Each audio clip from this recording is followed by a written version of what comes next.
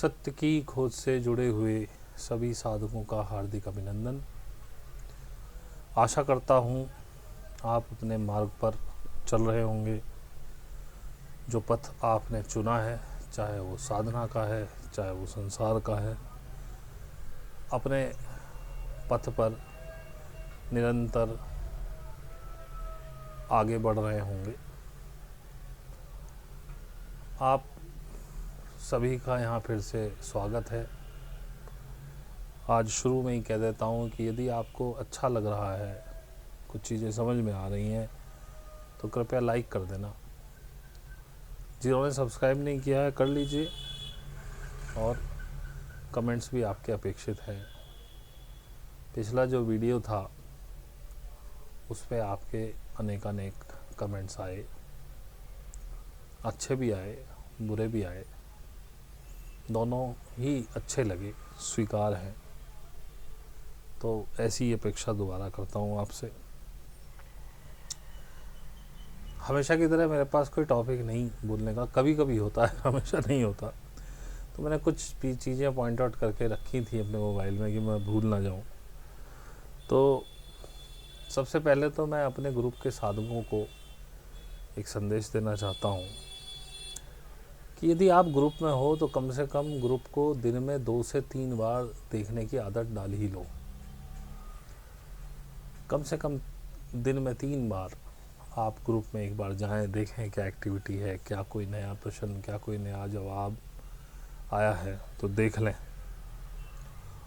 और अपना जो भी अहंकार है वो अपने, जब आप ग्रुप में बात करते हैं, मुझसे बात करते हैं, तो वो अपना अहंकार अपने घर रख के आओ, मुझे मत दिखाओ, क्योंकि मैं यहाँ तुम्हारा अहंकार तोड़ने के लिए ही बैठा हूँ। मैं निरंतर तुम्हें उस अहंकार से मुक्त कराने के लिए ही बैठा हूँ। मैं तुम्हें मार डालना चाहता हूँ, इसी के लिए तुम यहाँ आए हो। अगर तुम अभी जिंदा हो, अगर तुम्हें लगता है कि तुम हो, तो और तुम खुद बने ही रहना चाहते हो, फिर तुम्हारा ग्रुप में कोई काम नहीं। यहाँ आए हो सिर्फ इसलिए कि मारे जाओ, जीते जी, और मरने के बाद जो स्वतंत्रता, जो आनंद तुम्हें मिलेगा, वो तुम शब्दों में बयान नहीं कर पाओगे। मैंने वो आनंद पाया है, इसलिए मुझे पता है, मैं समझ सकता हूँ। जब तुम बताओगे तो मैं कहूँगा हाँ मैं समझ सकता हूँ, पर दूसरा कोई नहीं समझ सकता। जिसने पाया केवल वही समझ पाएगा। अगर यहाँ सीखने आए हो तो सीखने की कला सीखो, झुकना सीखो, विश्वास करना सीखो। गुरु जो बता रहा है, मार्गदर्शक जो बता रहा है, उस पर अमल करना सीखो। झुक कर ही पा सकते हो, इतिहास गवाह है, किसी ने अकड़ के कभी नहीं कुछ पाया। झुकना ही पड़ेगा। साधना का मार्ग बैलेंस का मार्ग है। मैंने पहले भी कई बार बताया, ईड़ा पिंगला, इन्हीं दोनों नाड़ियों में नित्य आप भटक रहे हैं। कभी ईड़ा में, कभी पिंगला में, कभी फ्यूचर, कभी पास्ट। इन दोनों को बैलेंस कर दिया जाए तब सुषुम्ना एक्टिवेट होती है। सुषुम्ना एक्टिवेट होने का मतलब ही बैलेंस है। ना आप पास्ट में है, ना फ्यूचर में है, वर्तमान में आ जाते हैं। तुम बड़ी मेहनत कर रहे हो, उड़ रहे हो आकाश में, लेकिन एक पंख से। अब एक पंख से कैसे उड़ा जाए, इसीलिए तुम्हारी उड़ान में तुम्हें मेहनत ज़्यादा लग रही है। इसलिए ये जीवन काट खाने को आ रहा है। जीवन कट नहीं रहा तुमसे। समस्याएं इतनी हैं जीवन में कि उन समस्याओं से पार नहीं पा रहे हो। ये जीवन एक कठिनाई बन गया क्योंकि एक पंख से उड़ रहे हो, मेहनत बहुत ज़्यादा लग रही है और उड़ पा नहीं रहे हो। अब कभी तुम लेफ्ट पर यूज़ करते हो, कभी तुम राइट पर यूज़ करते हो, लेकिन दोनों में वही हो रहा है। हद से ज़्यादा, क्षमता से ज़्यादा एनर्जी वेस्ट हो रही है। उड़ फिर भी नहीं पा रहे हो, थकान है, परेशानी है, जीवन में खींच है, गुस्सा है।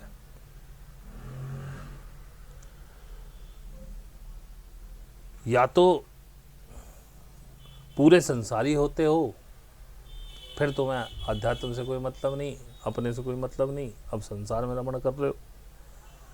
या पूरी तरह से आध्यात्मिक हो जाते हो, फिर संसार से कोई मतलब नहीं। दोनों ही पंख अलग अलग हैं। ये उड़ान जो होनी है दोनों पंखों से होनी है। तुम एक पकड़ते हो इसीलिए परेशान हो। जब संसार में रहते हुए सन्यासी बनोगे तो दोनों पंख बराबर, कम मेहनत, आनंद ज़्यादा, संतुष्टि ज़्यादा, खीज खत्म, गुस्सा खत्म, परेशानियां खत्म। तुमने जाना है सिर्फ कि एक ही चीज़ मिलेगी, या तो संसार या अध्यात्म, जबकि ये गलत है। अध्यात्म अपनी जगह है, संसार अपनी जगह है। संसार को पूरी तरह से नेग्लेक्ट करके तुम आध्यात्मिक कभी नहीं हो सकते। संसार में रह करके आध्यात्मिक हो सकते हो, लेकिन संसार को छोड़ करके तो कभी धार्मिक या आध्यात्मिक हो ही नहीं पाओगे। धार्मिक की मेरी परिभाषा अलग है, इसलिए मैं धार्मिक शब्द यूज नहीं करता, आध्यात्मिक शब्द यूज करता हूं। और पूरी तरह से अगर आप आध्यात्म में उतर गए, संसार छोड़ दिया, तो भी कमी रह जाएगी। ये शरीर जो आपको मिला है, ये आपका बहुत बड़ा व्हीकल है, बहुत अच्छा व्हीकल है, बड़ा नहीं, बहुत अच्छा व्हीकल है। और इसके जो भोग हैं वो आपको भोगने पड़ेंगे। यदि आप सोचते हैं कि हम इसे खाने से वंचित कर दें और हमें परमात्मा प्राप्त हो जाएगा, तो ये भूल है। तुम अपनी हत्या करके कैसे परमात्मा को पा सकते हो? कौन ऐसा बाप है जो अपनी संतान के भूखे रहने से खुश रहता हो? अगर ऐसा होता तो वो क्यों कमाने जाता, क्यों आपके लिए दिन रात खटता? तो ऐसा ही ये परमात्मा भी है। ये तुम्हारा सबका पिता है, ये यूनिवर्स है, ये तुम्हारा सबका पिता है। वो कब खुश होगा? उसने खाने पीने की चीज़ें बनाई हैं, इसीलिए बनाई हैं कि वो आप खा सकें, पी सकें, नॉरिश हो सकें, अपने जीवन को आगे बढ़ा सकें। इसी के लिए उसने ये सारी चीज़ें आपको बना के दी, वरना तो उसे बनाने की आवश्यकता ही नहीं थी यदि वो भूखे मरने से मिलता। अपने आप को कष्ट मत दो। संसार के साथ तारतम्य बिठा के सन्यास में उतरना होता है, सारे भोगों को भोगना होता है। यदि कोई भी भोग बिना भोगे रह गया तो तुम्हारी इंद्रियां तृप्ति नहीं हो ले पाएंगी और तुम्हारी आसक्ति कभी ख़त्म नहीं हो पाएगी। तुम मर ही नहीं पाओगे कभी। और जब तक तुम जिंदा रहोगे तब तक ये संसार नहीं छूट सकता तुमसे। दोनों पंख लगाओ, ऊर्जा कम लगेगी, बैलेंस अच्छा बनेगा, आराम से ये संसार का जो समय है, ये जो पूरा तुम्हारा जीवन है, आराम से कटेगा और तुम देखोगे तुम ज़्यादा आध्यात्मिक हो पाओगे। संसार में केवल लिप्त नहीं होना है, संसार को छोड़ना नहीं है। तुम्हारे तथाकथित गुरु आज तक तुम्हें यही बताते आए हैं कि संसार को छोड़ दो, मोह माया त्याग दो, सारा पैसा, सोना, नाना सब मुझे दे जाओ। जब हम नहीं संभाल सकते, तुम ही कौन हो संभालने वाले? तो भाई संसार के भोगों को भोगो, उनमें लिप्त मत हो। संसार के भोग निरंतर भोगो। और मैं हमेशा कहता हूँ, सन्यास परम भोग है। जैसा एक सन्यासी इस संसार को भोग सकता है, एक आम आदमी नहीं भोग सकता, सांसारिक व्यक्ति भोग ही नहीं सकता, क्योंकि उसके दिमाग में बहुत सारी चीज़ें चल रही होती हैं। वो अपनी पत्नी के साथ होता है, बच्चों के साथ होता है, तो दिमाग में उसके लेनदार, देनदार, बॉस, नौकरी, पता नहीं क्या क्या चल रहा होता है। एक आम व्यक्ति, एक आम आदमी कभी कहीं ले जा रहा है तुमको घुमाने के लिए, वो पिक्चर दिखा रहा है, बीवी बच्चे पिक्चर देख रहे हैं, उसके दिमाग में कुछ और चल रहा है। खर्चे की टेंशन, आज बीवी कहीं पिज़्ज़ा ना मांग ले, बच्चे पिज़्ज़ा ना मांग ले, इतने पैसे नहीं है, खिलाना पड़ेगा अपनी इज्जत के लिए, लेकिन बैलेंस बिगड़ जाएगा। उसके दिमाग में बहुत सारी चीज़ें चल रही हैं। वो और ऐसी पत्नी हमें लग रहा है कि हम अपने तरफ से देख रहे हैं कि पत्नी आराम से पिक्चर देख रही है, उसके दिमाग में लग रहा है कि आज का तो चलो बाहर खिला देंगे, कल क्या बनाना, सुबह बच्चों को तैयार करना, स्कूल भेजना। कहाँ भोग रहे हो तुम? जब पूरे संसार में हो तब भी नहीं भोग पा रहे, पूरे आध्यात्म में हो तो फिर तुम्हें संसार से चिढ़ हो जाती है। बैलेंस बना के रखो, दोनों पंखों से उड़ो, उड़ान अच्छी होगी, बैलेंस रहेगा, कम एफर्ट में ज़्यादा दूरी तय होगी, सुख रहेगा, खींच नहीं होगी। तुम्हारे जितने भी आज तक गुरु जिन्हें तुम मानते हो, बड़े बड़े बाबा हैं, तिलकधारी, जटाधारी, भस्म रमैया, इन्होंने तुम्हें हमेशा शांत होना सिखा दिया। दुख होता है उसमें तुम सांत्वना दे रहे हो अपने आप को, इन्होंने सांत्वना लेनी सिखा दी तुम्हें। पिछले कर्मों का कोई, पिछले जन्म के कर्मों का कोई फल है, इसलिए हम परेशान हैं। प्रभु की ऐसी इच्छा होगी इसलिए हम परेशान हैं। इसमें कोई भलाई होगी। और ये तुम्हारी पीड़ा, तुम्हारे दुख से उत्पन्न हुई पीड़ा को कभी इतना बड़ा होने ही नहीं देते कि तुम इस सवाल पे हो कि भैया अगर यही सब इतना क्लिष्ट है तो मैं जीवन जी क्यों रहा हूँ। क्योंकि इन्होंने तुम्हें सांत्वना दे दी, तुम्हारे पिछले कर्मों का कोई ये फल है, प्रभु की इच्छा ऐसी ही है। तुमने पूरी मेहनत करी, IAS PCS में सिलेक्शन नहीं हो पाया, अरे भगवान नहीं चाहता होगा तुम्हारे लिए कुछ और सांत्वना, और तुम उन सांत्वनाओं से अपने दिल को अच्छा कर लेते हो। एक व्यक्ति का जवान बेटा मर गया, बड़ा दुख हुआ। वो ये बात मैंने ओशो की एक कहानी में सुनी। ओशो कहते वो मेरे पास आया, मैंने कहा भाई जो मर गया मर गया, संसार ऐसे ही चलता है, और ये जो अपार दुख तुम्हें मिला है इसको उस पीड़ा में बदलो, ये तुम्हें एक नई जागृति दे सकता है, ये तुम्हें इंसान बना सकता है। लेकिन वो बोल रहे, वो चले गए। फिर किसी गुरु टाइप बाबा के पास चले गए, उन्होंने कहा हाँ बच्चा मैं देख रहा हूँ तुम्हारा बच्चा स्वर्ग में सुख से है, कोई टेंशन करने की। सांत्वना हुई। वापस आए ओशो के पास, ओशो से बोले ऐसे ऐसे मैं गया था, उन बाबा ने ऐसा कहा, बड़ा आनंद हुआ। बोले यही तो तुम मेरे पास भी करने आए थे, पर मैं तुम्हारी पीड़ा को घटाना नहीं चाहता था, मैं चाहता था कि तुम नए आयाम छुओ, इस पीड़ा से आनंदित ना हो जाओ। तुमने सांत्वना ले ली, मेरा बेटा ठीक है, इस दुख को पालना था, देखना था कि ऐसा क्यों हुआ मेरे साथ। इस जीवन से तुम्हारा मोह भंग हो जाना था, तुम्हें संन्यास में उतर जाना था। बहुत बड़ी क्रांति घटित हुई थी तुम्हारे जीवन में, पर सांत्वना ने, और तुम यही खोज रहे थे मेरे पास भी, उस सांत्वना ने तुम्हारे जीवन को बेकार कर दिया। अब तुम कभी नहीं जा पाओगे आगे। इसीलिए मैं भी आजकल अपने ग्रुप में बड़ा रूखा सा व्यवहार करता हूँ। ऐसी कोई मुझे बताए मैं कष्ट में हूँ, मुझे बड़ा आनंद आता है। मैंने कहा वाह कितनी अच्छी परिस्थिति बन गई तुम्हारे जीवन में, आगे बढ़ने का समय आ गया। अब तुम लग जाते हो सांत्वना में, सांत्वना दे लेते हो खुद को भी, और वो समय निकल जाता है। वो जो दुख तुम्हारे जीवन में आए हैं उससे इतनी पीड़ा उत्पन्न कर लो, उसमें इतना उसको किरो दो कि वो नासूर बन जाए। वो दुख एक चिंगारी बन सकता है तुम्हारे जीवन में, नए मार्ग खोल सकता है अध्यात्म के तुम्हारे लिए, इस जीवन के नए मार्ग खोल सकता है। लेकिन तुम अपने को सांत्वना देने में इतने माहिर हो चुके हो, तुम जगह जगह अनेक संतों, गुरुओं, महात्माओं, पंडितों के पास जा जा के सांत्वना लेते हो, और ताकि तुम्हें उस दुख का एहसास कम हो जाए।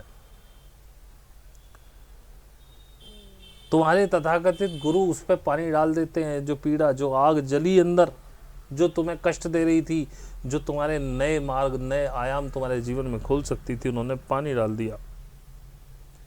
तुम अपनी ज़िंदगी से कभी इतने परेशान हो ही नहीं पाते कि तुम्हें अपने अंदर झांकने की आवश्यकता महसूस करो। मैं क्यों हूं यहाँ, मैं क्या कर रहा हूं? अगर यही जीवन है तो मैं क्यों जी रहा हूं? इस संसार से कभी तुम्हारा मोह भंग होता ही नहीं, क्योंकि तुम्हें नई सांत्वनाएं मिल जाती हैं। बेटा मर गया तो अगर उसकी पत्नी गर्भवती है तो तुम्हें जीने का एक और सहारा मिल गया कि अब पोता या पोती आएगी, उसके सहारे जी जाएंगे। उस लड़की का भी जीवन बर्बाद कर देते हो, उसे नई शादी नहीं करने देते। समाज के ऐसे ऐसे नियम बना दिए हैं तुमने कि अब वो भी उसी सांत्वना में जिए जा रही है, और एक ईगो तैयार हो रही है। देखो, मैंने अपने बेटे के लिए कभी शादी नहीं की, उसने कहा था तुमसे मत कर शादी। जो जीवन इस दुनिया में पैदा हो गया वो अपना मार्ग स्वयं चुन लेगा। यदि वो अंकुरित होकर पौधा बन गया तो वो पेड़ बनेगा या पौधे के रूप में ही खत्म हो जाएगा। ये उसका प्रारब्ध पहले से तय है। कितने ही ऐसे बच्चे नहीं जो अनेक सुख सुविधा होने के बावजूद भी दम तोड़ देते। उनका इतना ही रोल था, वो तुम्हारे जीवन में कुछ झकझोरने आए थे, वो एनपीसी थे। एनपीसी बुरा नहीं है, तुम्हें मार्ग दिखाने आता है, पर तुम फिर सांत्वना ले लेते हो। तुम अपने जीवन से कभी इतने परेशान होते ही नहीं कि तुम्हें अपने अंदर झांकने की आवश्यकता महसूस हो कि मैं कर क्या रहा हूं, मैं यहां हूं क्यों, ये सब मेरे साथ ही क्यों, मैं ही क्यों, मेरे जीवन का उद्देश्य क्या है। मैंने खा लिया, पी लिया, पढ़ लिया, नौकरी कर लिया, अपना बिजनेस कर लिया, 2 पैसे कमाने लगा, बच्चे पैदा कर लिए, बच्चा मर गया, मेरी हालत खराब हो गई, या नहीं भी मरा, मेरे बिजनेस में या नौकरी में कोई नुकसान हो गया, मैं पागल हो गया। कौन आया तुम्हारे साथ? तुम्हारा पैसा खत्म हो गया, सबसे पहले बीवी डांटेगी तुम्हें, माँ बाप नाते रिश्ते तोड़ देंगे। बच्चों को तो भाई अभी कुछ समझ ही नहीं है, उनको तो कुछ कहना ही बेकार है, फिर भी उसी में लिप्त हो। पैसे नहीं होंगे, बीवी दुत्कारेगी, पैसे होंगे, बीवी पुचकारेगी। हमारे यहाँ एक लाला थे, अब तो नहीं रहे, सरकारी ठेके लेते थे। अपनी बीवी और अपनी बेटी तक को उन्होंने इंजीनियरों के सामने परोस दिया, और वो हंसते खेलते परोस गई, क्योंकि पैसा दिया उसने उनको। अपनी बीवी और बेटी को नजरें नहीं मिला पाता था जिंदगी भर, लेकिन पैसा कमाया उन्होंने, फिर अपनी मनमर्जी शुरू करी। न बीवी को कोई प्रॉब्लम है, न बेटी को कोई प्रॉब्लम है, पैसा मिल गया।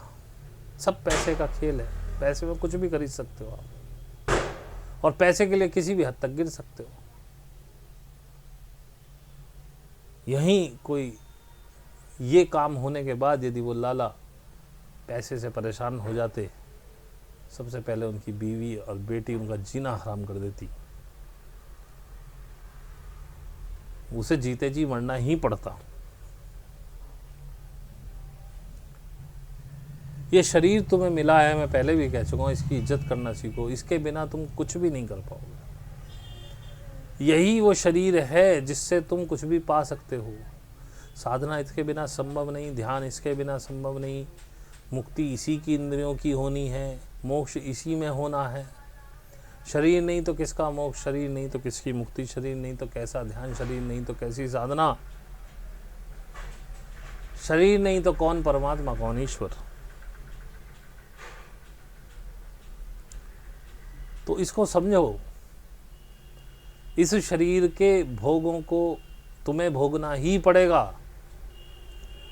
जो भी भोग पूरा नहीं हुआ, जीवन भर उस भोग में आसक्ति रहेगी। ओशो ने कई बार कहा, मेरा तो सन्यास का जीवन ही 4 साल कुछ महीने का है। ओशो का एक बड़ा जीवन था, बड़े बड़े संत महात्मा उनके पास आया करते थे, तो उन्होंने कहा जितने जैन मुनि मेरे पास आए, जितने महात्मा मेरे पास आए, अकेले में मेरे से यही पूछते थे, ये काम हमें जीने नहीं देता, कि औरों से मत कहना, हम तुमसे अकेले में कह रहे हैं। क्योंकि काम को इतना रोका, काम का भोग पूरा ही नहीं हुआ इस शरीर का, पता नहीं किसने समझा दिया कि काम को छोड़ दो तभी आध्यात्मिक बन पाओगे। अरे आध्यात्म में उतरोगे काम छूट जाएगा, इसे छोड़ना नहीं पड़ेगा, इसे तुम छोड़ भी नहीं सकते। इसको पाना था, जबरदस्ती थोपना नहीं था। तुम लगे हुए हो अपने महावीर, बुद्ध, कृष्ण और राम के पीछे, जैसे वो थे ऐसे बन जाएं। वैसे परिधान पहनने से आप नहीं होंगे। जैन मुनि दिगंबर अवस्था में घूम रहे हैं, महावीर की कॉपी कर। महावीर की शारीरिक कॉपी नहीं करनी थी, महावीर बनना था, महावीर होना था। महावीर की स्थिति में आते तो शायद है कि कपड़े स्वयं ही छूट जाते। महावीर की अवस्था में आते तो जिस समय उपवास में होते तो भोजन खुद ही छूट जाता। ध्यान ही नहीं जब शरीर का, अपने अंदर इतने गहरे उतरे कि क्या पता 1 दिन 2 दिन उतर ही गए।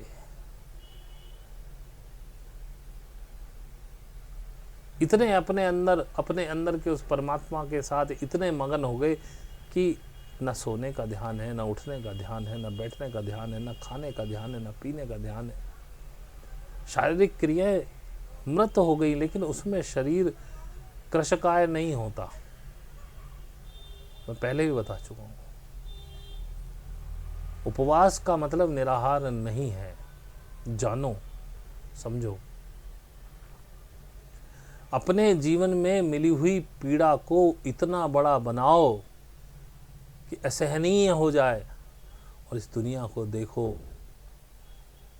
जब पीड़ा होती है, आसपास के लोग सांत्वना देने आ जाते हैं, उनको मार के, उनको भगा दो वहाँ से। मार के तो नहीं, उनको बोलो मुझे आवश्यकता नहीं तुम्हारी, भागो यहाँ से। अपने उस पीड़ा पे मनन करो, चिंतन करो, उसे इतना बड़ा बनाओ कि वो एक आग, वो एक दीपक जल जाए अपने अंदर। बुद्ध ने भी कहा अपदीपो भव, अपने दीपक स्वयं बनो। बिना चिंगारी के कोई आग नहीं जलती।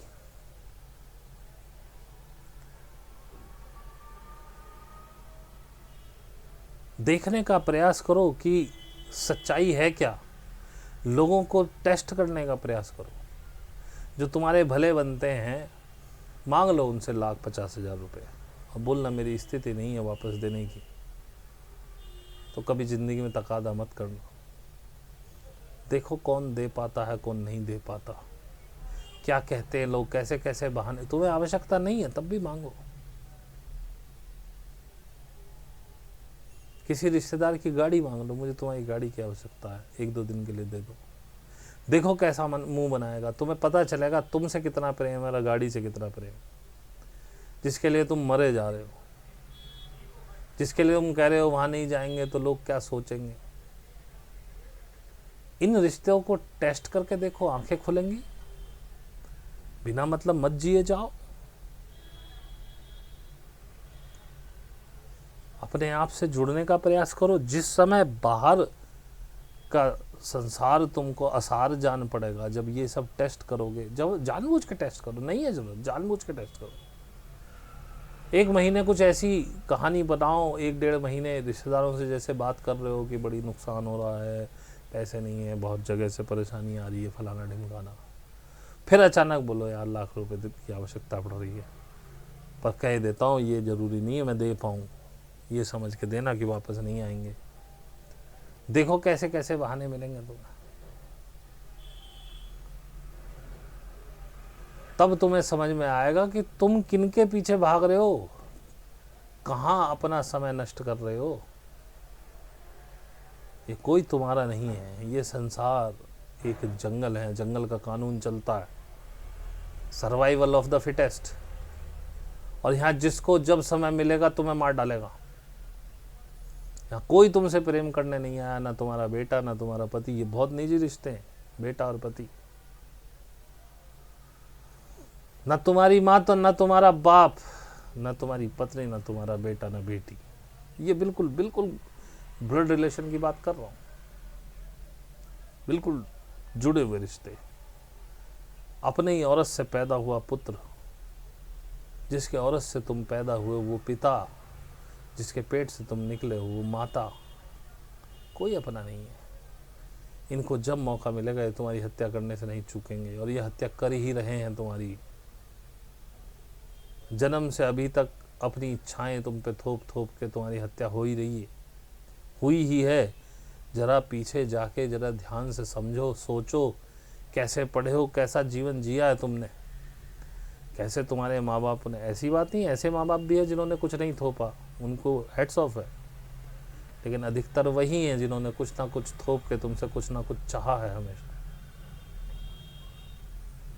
यहाँ कोई तुम्हें फ्री में नहीं पाल रहा है, अपनी इच्छाएं पूरी करने के लिए तुम्हें पाला जा रहा है। कोई तुम पे 2 पैसा खर्च नहीं कर रहा है इसलिए कि तुम उसके बेटे हो या तुम उसकी माँ हो या तुम्हारा। सबके अपने स्वार्थ हैं।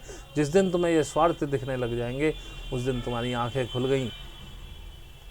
उस दिन जो पीड़ा होगी, उस दिन जो अंदर टूटेगा, वही तुम्हारा नया मार्ग निश्चित करेगा, वही तुम्हें आगे ले जाने में सहायता प्रदान करेगा। और यदि तुम सांत्वना देते रहे, नहीं मेरी माँ है, इसमें भी कुछ अच्छा ही होगा, माँ क्या कभी किसी का बुरा करती है, नहीं मेरा बाप है, कुछ सोच समझ के ही कर रहा होगा, तो कभी जीवन में इससे नहीं छूट पाओगे। बड़ी क्रांतिकारी बात कह रहा हूँ, बड़ी अजीब बात कह रहा हूँ। कोई बाप सुन रहा होगा, माँ सुन रही होगी, उसे बुरा लग रहा होगा, लगे। सच्चाई यही है। जिन माँ बापों को बुरा लग रहा है, जरा थोड़े दिन के लिए अपने माता पिता से कहो मेरे पास पैसे नहीं है, अब मैं तुम्हारी कोई सेवा नहीं कर पाऊंगा, बहुत मिनिमम पे मैं जीवन जी रहा हूं। करो तो सही टेस्ट, आंखें खुलेंगी। यहां जब तक तुम हो, जब तक तुम जिंदा हो, तुम्हें कभी चैन नहीं मिलेगा, दुख के सिवा कुछ नहीं मिलेगा। स्वतंत्रता मृत्यु के बाद ही मिलती है। अभी मैं कल एक वो सुन रहा था, कोई अघोरी आए हुए हैं वहाँ कुंभ में, और वास्तव में अघोरी था। वैसा अघोरी नहीं जो भस्म लपेट के और गले में मालाएं डाल के नंगा पंगा घूम रहा हो, कोई आडंबर नहीं, आराम से धोती कुर्ता पहने हुए, सिर पे भस्म का त्रिपुंड लगा लिया, बिल्कुल साफ सुथरा होकर बैठा हुआ है। देखने में ना कोई बावा लग रहा है ना कुछ, आराम से बैठा है। पत्रकार उससे प्रश्न कर रहा है, उससे बात कर रहा है, तो उसने बातों बातों में कहा शिव मृत्यु है। तो पत्रकार बोला शिव का तो अर्थ होता है परम कल्याणकारी, और तो मृत्यु ही तो परम कल्याणकारी है। उसने इतना बोला और मुझे बहुत कुछ समझ में आया इसी बात से, क्योंकि मैं इसी बात पे रात बात कर रहा था अपनी मीट में। शिव मतलब परम कल्याणकारी। उसने कहा मृत्यु शिव है, बिल्कुल शिव है, क्योंकि मृत्यु के बाद ही स्वतंत्रता मिलती है। लेकिन वो मृत्यु नहीं जो शरीर की मृत्यु होती है, जैसे तुम मृत्यु मानते हो, नहीं। इस शरीर में तुम्हारे होने का एहसास की मृत्यु, तुम ये शरीर हो इस बात की मृत्यु, वो शिव है, वो परम कल्याणकारी है। यदि तुम जीते जी मर गए तब तुम्हें स्वतंत्रता मिलेगी। ओशो को पढ़ रहा था तो एक कहानी ओशो कह रहे थे, वो मैं सुना देता हूँ, शायद तुम्हारे समझ में आए कहानी के माध्यम से। एक राजा आखेट के लिए गया, वहाँ पे उसे एक बड़ा अच्छा सा तोता दिखा, उसने कहा इसे पकड़ो, वो पकड़ लाए। राजा ने उसे सोने के पिंजरे में, हीरे जड़े हुए पिंजरे में रखा। राजा बहुत प्रेम करता था उससे। 2 व्यक्ति दिन रात उसकी सेवा में हाजिर रहते थे। धीरे धीरे तोता बोलने लगा, आदमियों की भाषा, राजा से बात करता था। राजा का जो भी समय खाली होता था वो तोते के पास आए, सुबह उठते ही तोते के पास आए, नहा धो के फिर तोते से बात करके, तोते से बड़ा प्रेम था। ये सब चलता रहा। कुछ समय बाद राजा फिर आखेट पे जाने लगा। उसके दिमाग में पता नहीं क्या सोची, बोले भाई हमारे तोते भाई, हम आज वहीं आखेट करने जा रहे हैं जहाँ से तुम्हें लाए थे। तुम्हें अपने अगर मित्र सगे संबंधियों को कोई विशेष संदेश पहुँचाना हो तो मुझे बता दो, मैं वादा करता हूँ मैं वो संदेश एज इट इज़ पहुँचाऊँगा। तोता बोला वादा करते हो? बोले हाँ। बोले मुकर ना जाना? बोले नहीं मुकरेंगे। तो बोले उनसे कहना यहाँ बड़ा सुख है, सोने का पिंजरा, हीरे जड़े हुए हैं, बड़ा आनंद है, मैं बहुत खुश हूँ, लेकिन सावधान रहना, स्वतंत्रता इतनी सस्ती नहीं है। राजा को बड़ा अटपटा सा बोला, लेकिन वादा कर चुका था। बोले और कुछ? बोले हाँ सुनो। बोले दूसरे उनसे कहना कि यहाँ खाने पीने की बड़ी मौज है, मैं जो बोलता हूँ वो मेरे सामने आ जाता है, 2 सेवक 24 घंटे मेरी सेवा में खड़े रहते हैं, बहुत आनंद है, बहुत खुशी है, लेकिन सावधान, स्वतंत्रता इतनी सस्ती नहीं है। राजा फिर चौंका। फिर उसने कहा एक बात राजन और सुनते जाओ, उनसे कहना ये राजा बड़ा ही प्यारा है, मुझे बहुत प्रेम करता है, सुबह शाम हमेशा मेरा हालचाल लेता, मुझे कोई कष्ट नहीं देने देता, बहुत आनंद है, बहुत प्रेम है, बहुत सब कुछ है, लेकिन सावधान, स्वतंत्रता इतनी सस्ती नहीं। राजा को बातें तीनों बड़ी अटपटी लगी, पर वादा कर चुका था। उसने बोला और कुछ? बोले नहीं, बस इतना ही कह देना। राजा वहाँ पहुँचा, वहाँ जाके उसने कहा भाई हम ऐसे ऐसे वहाँ के राजा हैं, आपके एक मित्र को हम ले गए थे इतने दिन पहले, तो आप लोग आ जाओ, उसने कोई संदेश भेजा आपके लिए। तो उसने पहला सेंटेंस बोला वही कि यहाँ पिंजरा सोने का है, हीरे जवाहरात जड़े हुए हैं, ये है वो है, पर सावधान, स्वतंत्रता इतनी सस्ती नहीं है। एक तोता जो बूढ़ा बहुत समझदार था उन सब में, उनका अग्रणी था, वो मर गया, नीचे गिर गया। राजा बोले ये कैसा अपशकुन, पर वादा कर चुके थे इसलिए फिर दूसरा सेंटेंस बोला, तो अधेड़ उम्र के जितने तोते थे सारे मर गए, गिर गए। फिर जब उसने तीसरा सेंटेंस बोला, जितने तोते थे सब मर गए, गिर गए। राजा को बड़ा अपशकुन हुआ, बड़ी ग्लानि हुई, ये मैंने क्या किया, ये मैंने क्या बोल दिया, ऐसा कैसा संदेश था। उसका मन नहीं लगा, उसने कहा नहीं आखेट नहीं करेंगे, वापस चलो। तोते के पास गया, तोता बोला कह दिया मैंने संदेश? बोले हाँ मैंने कह दिया, पर जब मैंने पहला संदेश बोला, वो जो एक तोता था उनमें सबसे अग्रणी वो मर गया और गिर गया पेड़ से। बोले फिर राजन? बोले दूसरा संदेश बोला तो अधेड़ उम्र के जितने तोते थे वो सब मर गए और गिर गए। बोले अच्छा राजन, फिर तीसरा संदेश बोला तब? बोले जब तीसरा बोला तो वहाँ जितने तोते थे सब मर गए और गिर गए, इतना सुनना था कि वो तोता भी मर गया और गिर गया। राजा बड़ा अपशकुन हुआ, ये मैंने क्या कर दिया, बहुत रोया, पछताया कि मुझे नहीं बताना चाहिए था, मैंने वहीं देख लिया था। खैर तोता बड़ा प्यारा था, राजभर में शोक की घोषणा हुई, सारा इंतजाम किया गया, तोते को बाहर लाया गया, पिंजरे से निकाल के जो उनकी शव यात्रा निकल रही थी उस पर लिटाया गया, वहाँ फूल वगैरह सब बिछे हुए थे, राजकीय सम्मान मिल रहा था। तुरंत तोते ने पड़ाए और उड़ गया। राजा अचंभित छत पर बैठा, राजा ने बोला ये तुमने क्या किया, क्या तुम मेरे साथ धोखा कर रहे थे? बोले नहीं राजन, मैंने तुम्हारे हाथों वहाँ संदेश भिजवाया था कि यहाँ आराम बहुत है, लेकिन फिर भी स्वतंत्रता नहीं है, मैं फिर भी परतंत्र हूँ।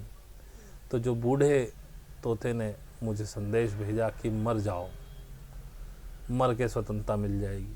फिर तुमने दूसरा वाक्य जब बोला तो जितने अधेड़ थे उन्होंने भी यही संदेश दिया कि मर जाओ, मर के स्वतंत्रता मिलेगी। जब तीसरा बोला तो सारे तोते गिर गए मर के, उन्होंने कहा मर जाओ, स्वतंत्रता मिल जाएगी। मुझे समझ में आ गया, मैं तुरंत मर गया, और मरते ही देखो मेरी को कितनी स्वतंत्रता मिल गई, अब पूरा आकाश मेरा है, अब वो छोटा सा पिंजरा मेरा घर नहीं है। तो इससे यही शिक्षा मिलती है कि तुम जीते जी मार लो। वो तोता भी जीते जी मरा, मरा नहीं था, जीते जी मरा, और उसके बाद स्वतंत्रता मिली उसे। तुम भी जीते जी मर जाओ, ये मृत्यु ही शिव है, यही परम कल्याणकारी होगी, यही तुम्हें आगे बढ़ाएगी, यही तुम्हें जीवन देगी। इस मृत्यु के बाद जो स्वतंत्रता, जो जीवन तुम जियोगे वही असली जियोगे।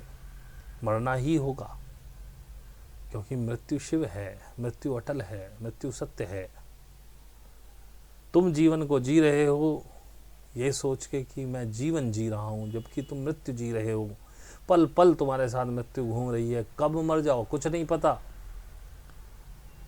तो बेहतर यह है कि जीते जी मर जाओ और उसके बाद जियो। मृत्यु तो घट चुकी तुम्हारे जीवन में, अब मृत्यु का भय कैसा। इसीलिए सन्यासी कभी मृत्यु से घबराता नहीं, और दुनिया में जितने भय हैं सारे घूम फिर के मृत्यु पर ही आते हैं। जितने भी भय हैं। और यदि तुम मर गए फिर कोई भय बचता ही नहीं। उसके बाद तुम स्वयं शिव रूप हो जाते हो, परम कल्याणकारी हो जाते हो। तुम्हारे अंदर वो घटित होता है जो घटित होना चाहिए, जिसके लिए तुम यहाँ आए हो।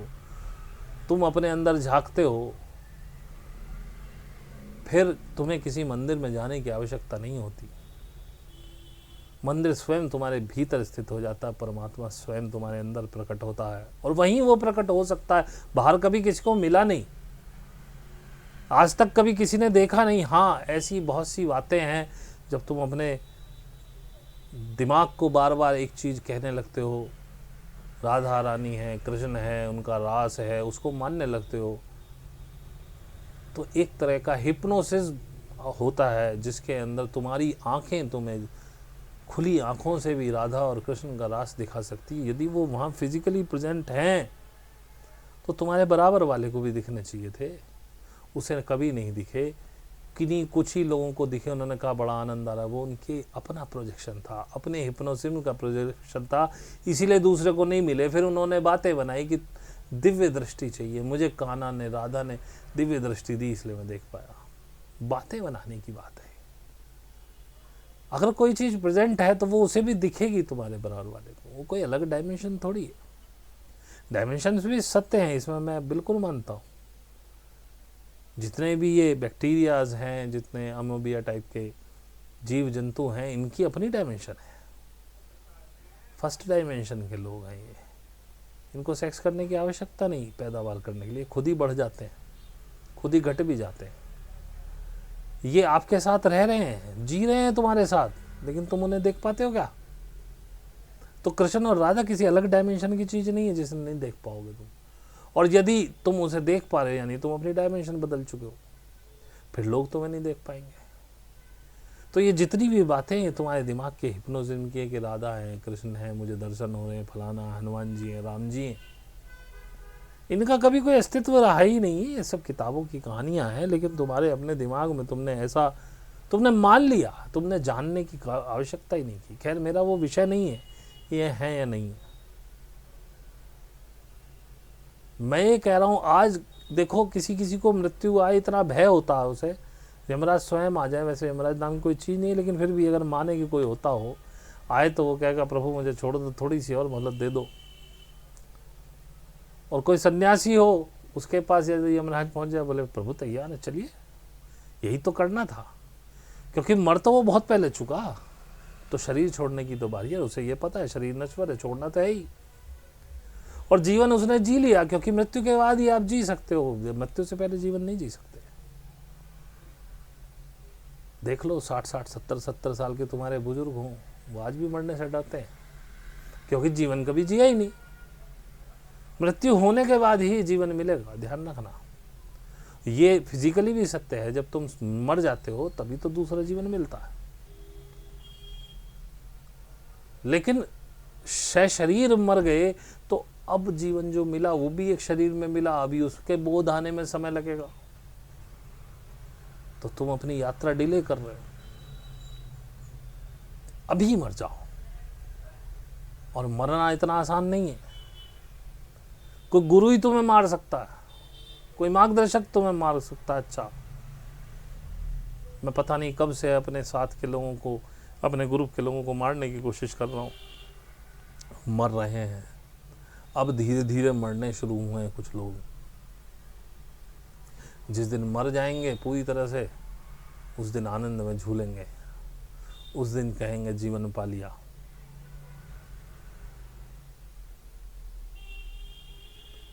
तो भाई, एक अच्छा गुरु खोजो, एक मार्गदर्शक खोजो। मरने की इस प्रक्रिया में तेजी लाओ, मरने को तैयार हो और मरो। लेकिन उससे पहले जो मैंने बताया, इतनी आसानी से नहीं मर पाओगे। पहले इस संसार की गति को समझो। मैंने कहा ना, जबरदस्ती पैसे मांगो लोगों से, हेल्प मांगो ऐसी जिससे उन्हें प्यार हो। अपनी गाड़ी मांग के देखो, एक गाड़ी में हालत खराब हो जाएगी उनकी 2 दिन के लिए देने में। और किसी ने शर्मा शर्मी दे दी, 15 दिन बाद फिर मांगो, फिर देखो कैसा मुंह बनाएगा, फिर बहाने बनाएगा। पैसा लेके रख लो, वापस दे देना। 1 महीने के लिए मांगो तो 3 महीने में वापस करना। वो भाई साहब इंतजाम नहीं हो रहा, कर रहा हूँ, देखो कैसी कलुषता आ रही है। उसके बाद फिर मांग के देखना। जानो, मानो मत किसी चीज को। कोई तुम्हारा यहाँ अपना नहीं है, कोई सगा संबंधी नहीं है, केवल तुम हो। बाकी जिसको जितना समझ में आया हो, आपका यहाँ तक रुकने के लिए धन्यवाद। अच्छा लगे तो लाइक कर देना, सब्सक्राइब करना, शेयर करना। अगर अच्छा लगे, नहीं अच्छा लगे तो अनसब्सक्राइब कर देना, चले जाना छोड़ के। मेरे पास तुम्हारे लिए कुछ नहीं है इससे ज़्यादा। मैं यही बेकार की बातें बताता रहूँगा। कमेंट्स आपके आमंत्रित है, अच्छा लगा हो बुरा लगा हो, जैसा भी हो आप अपने कमेंट्स दीजिए। आज के लिए इतना ही, बहुत बहुत धन्यवाद।